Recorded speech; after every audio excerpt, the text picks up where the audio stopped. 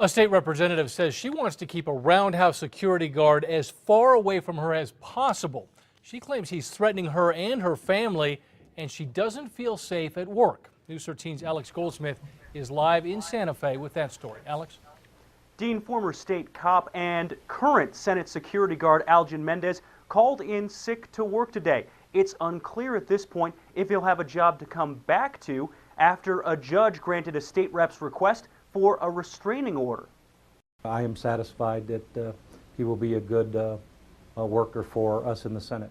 That was Senate Majority Leader Michael Sanchez yesterday on Algin Mendez. Mendez was fired from being a state cop and quit before he could be fired from the Rio Arriba Sheriff's Department. Here's why.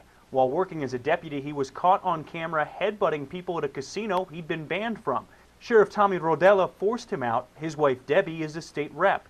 Despite his history, Mendez was hired on by the state Senate as a security guard. Sanchez confronted him. I asked him about the incidents that they had described in the past. He assured me that it was in the past. But Debbie Rodella says that's not the case. In her request for a temporary restraining order against Mendez, Rodella claims he has repeatedly threatened to hurt her and her family, the most recent incident last October. Then last week, Rodella says Mendez stared her down at a committee meeting. Those claims were enough for a judge to issue a restraining order late Wednesday. It bans Mendez from being within 100 yards of Rodella or where she works, effectively blocking the Senate security guard from entering the roundhouse.